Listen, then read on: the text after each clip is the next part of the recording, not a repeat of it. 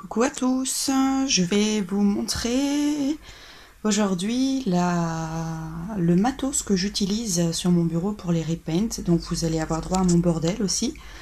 En attendant, sur mon bureau, non, ça c'est mon câble Yoshi. En attendant, dans mon bureau, il y a toujours, ou quasiment toujours, mon copain Yoshi qui squatte ma chaise de bureau principale, celle du bureau à ordi. Et juste à côté, il y a mon bureau de bidouille et bricolage. Dis bonjour Yoshi. Non, pas maintenant. Donc Yoshi est un Maine Coon, donc il a que 10 mois, c'est pour ça c'est parce que c'est un Maine Coon qu'à 10 mois, il est déjà tellement grand. Il a des petits plumets aux oreilles. Et psst, mon Yoshi, psst, psst, fais coucou. Vous avez vu la taille des pattes? Si je devais lui coudre des chaussettes, ce serait de la taille XXL. Bon, il a pas envie. Hop, j'ai pas trop envie que vous voyiez le bordel, donc je vais me contenter du bordel créatif. Voilà, ça c'est le bureau où je fais tout en fait, mes coutures, mes machins. La lumière, c'est pas encore top, il est très tôt. Donc je couds à droite, j'ai des dessins que j'aime bien de mes filles, ou bien des tableaux, des photos de repaint que j'adore. Ma machine, assez récente, une Brother. À droite, mes tissus. Pop hop, en haut il y a les dentelles. Et ça c'est, mon Dieu quelle horreur, le panier des encours. Donc tout ce qu'il faudrait que je fasse et que j'ai pas encore eu le temps de faire. Voilà. Des fois je fais encore du scrapbooking. C'était mon grand truc pendant plusieurs années. Donc là j'ai plus ou moins arrêté. Je fais juste encore un project life, c'est-à-dire un classeur avec nos photos des petites photos pour illustrer nos journées quand on va quelque part, ou même la vie courante, les chats, tout ça. Donc ça c'est mon petit matos de Project Life. Tiens, un corps, voilà, bon.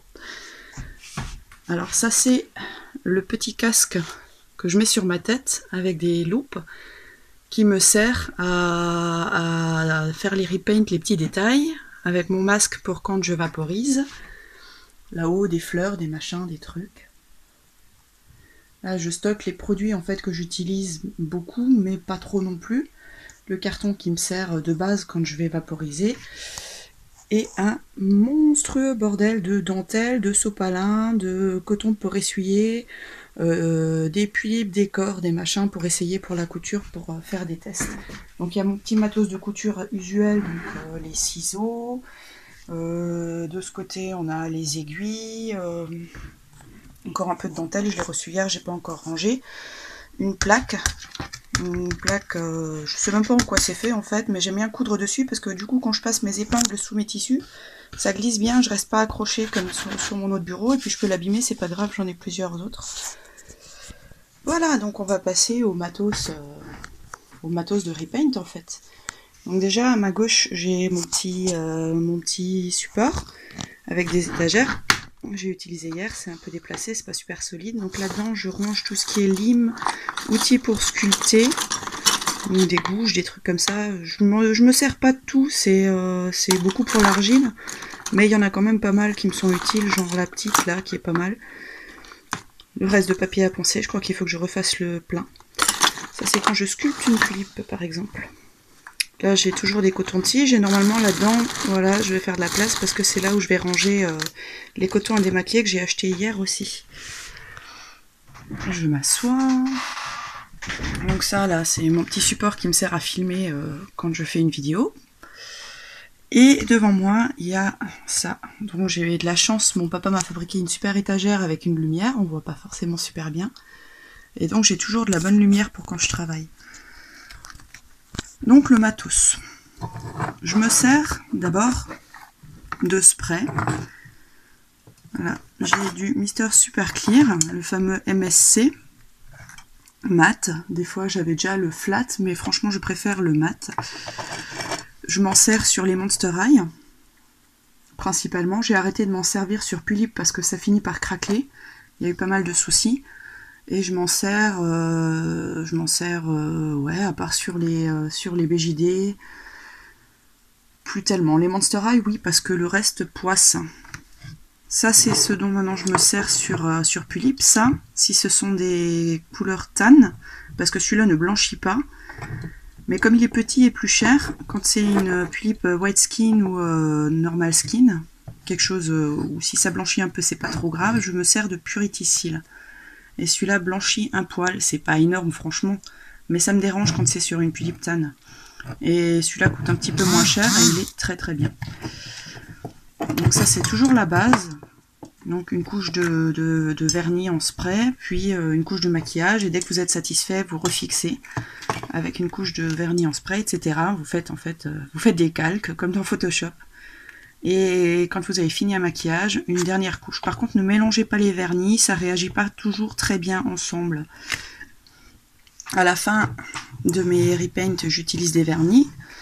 Donc ouais, le vernis mat me sert pas tellement, je l'ai utilisé il y a pas longtemps et pas encore rangé. Sinon j'aime bien utiliser le glacificateur brillant Cléopâtre pour mettre une touche de brillant sur les lèvres ou sur les yeux des Monster High que j'ai dessinés.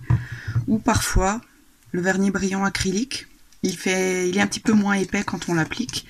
Du coup je m'en sers sur les pulipes principalement, quitte à prendre plusieurs couches. Pour le teint de mes poupées, j'utilise soit de la gouache.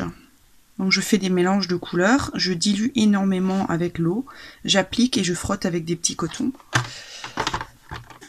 Ou alors avec les pans pastels.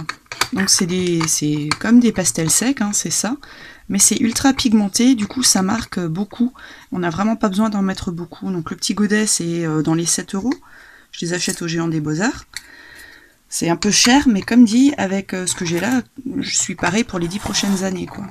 Et les couleurs sont vraiment sympas. J'ai pas encore toute la collection. Mais ouais, je pense que je vais me les acheter fatalement à un moment ou à un autre. Pour le teint toujours, j'ai des pastels secs, donc ça s'applique au pinceau, petit coton ou coton-tige, je préfère le pinceau, je suis plus précise. Donc j'ai des bois, il faut que j'attends par courrier, j'ai commandé un petit bloc à tiroir pour pouvoir les ranger dedans de façon plus pratique, parce que là c'est pas super pratique je trouve.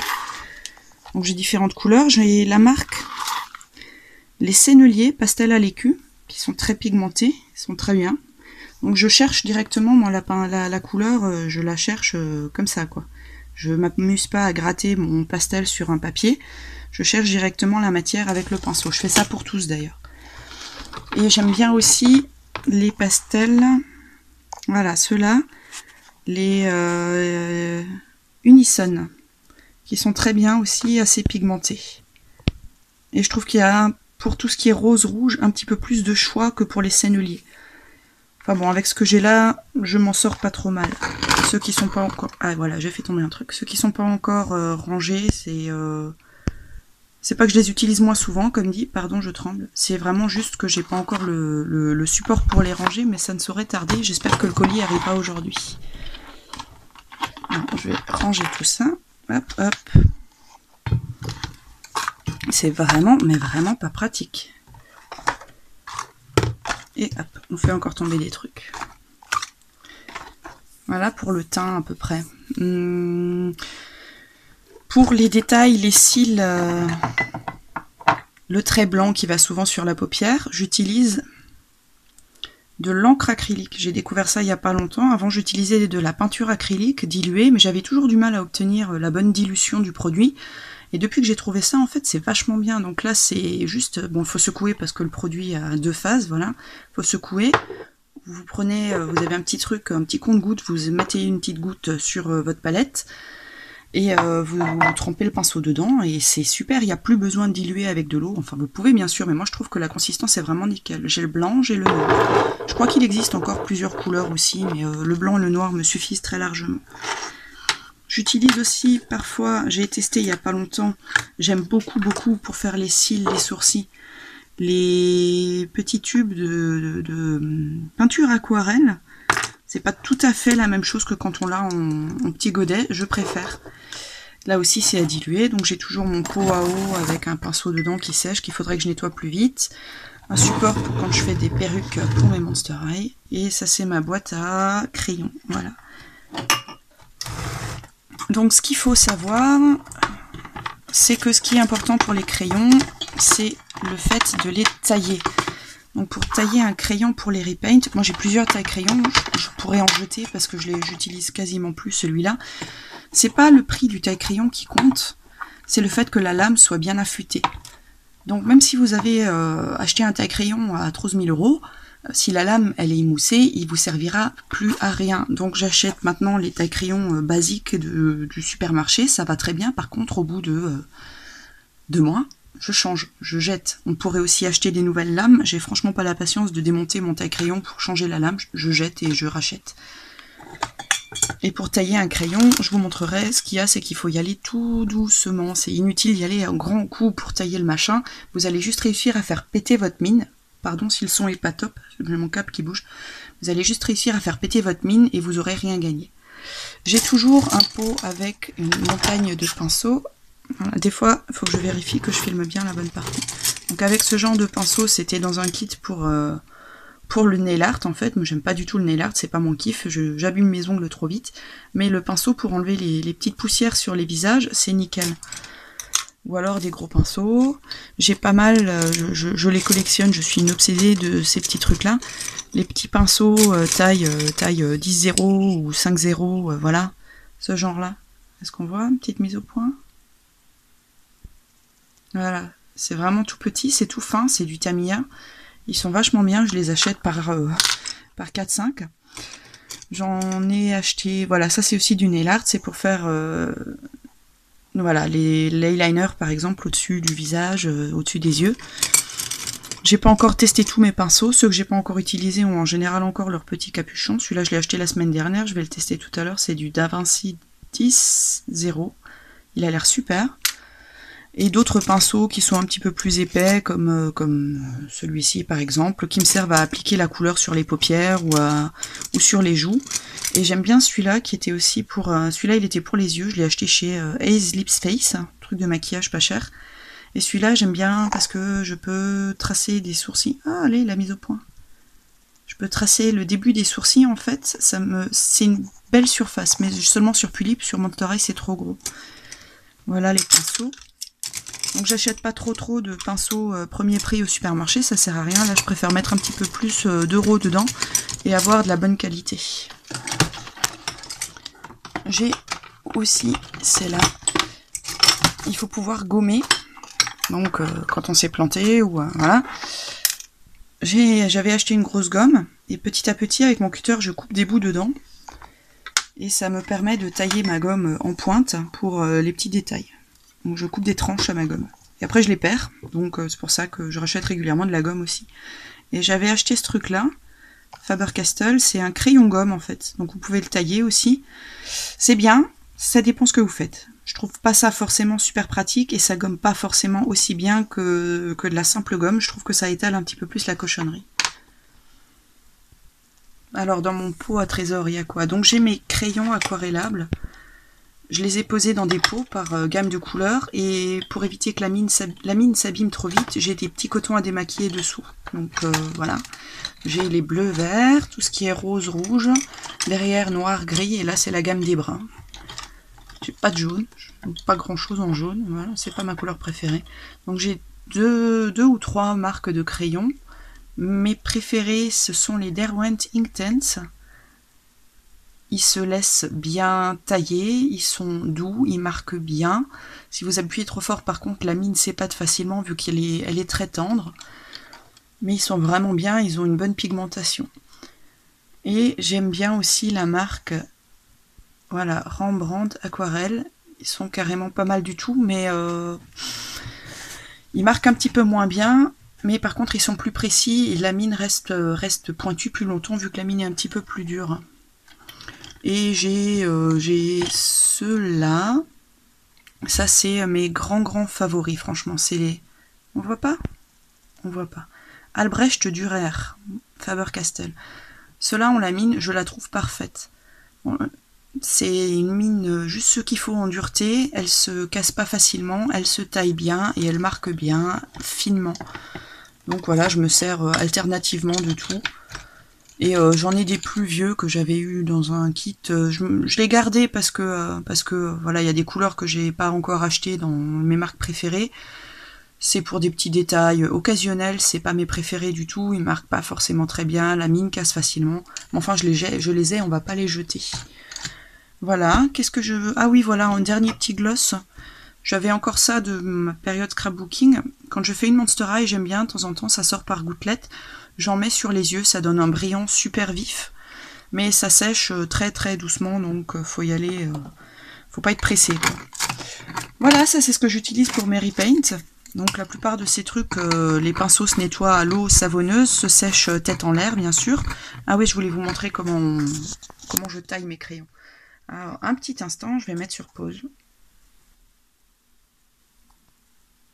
Bon, c'est pas formidable. Mon petit machin que j'utilise pour tenir mon portable quand je filme ne veut pas se laisser faire ce matin. Je suis peut-être un peu trop pressée. Donc pour tailler le crayon, c'est inutile d'y aller à grands coups. Ah, la lime est un petit peu, la mine est un tout petit peu émoussée. Donc vous y allez. Petit morceau par petit morceau. D'accord, j'ai un stress, c'est formidable. Ah bah tiens, si je le vidais. Pardon, je vais vider. Hop, hop, hop, voilà. De temps en temps, ça aide. Voilà, je tout petit bout par tout petit bout pour voir. Et je sors régulièrement en faisant attention. Et je gère comme ça.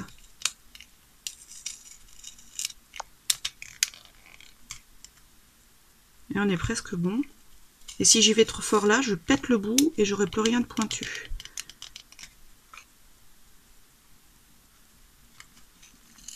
C'est con, hein, une leçon sur apprendre à tailler ses crayons. Mais je veux dire, ça change tellement par rapport à un crayon classique, normal, que moi, je trouve ça plutôt important. Bah voilà, j'y suis allée un petit peu trop. Et la ligne n'est plus aussi pointue. C'est vraiment petit morceau par petit morceau, quelques millimètres à la fois. Et vous vérifiez bien régulièrement. Tiens, j'ai trouvé un bout de gomme. Donc voilà, ça c'est ce qui me sert à effacer sous les sourcils quand j'ai débordé, par exemple, de la gomme taillée en pointe avec le cutter. Voilà, ranger. Ah oui, ça, ce sont les petits applicateurs qui me devraient servir pour les pans pastels. Mais en vrai, je m'en sers pour dessiner, quoi. Je préfère utiliser les pans pastels avec les pinceaux. Voilà, voilà. On décroche. Voilà, le petit tour de mon bureau. Ah, voilà, je vous ai pas montré mes petits trésors. J'adore les fleurs en papier, mais j'en ai 13 000.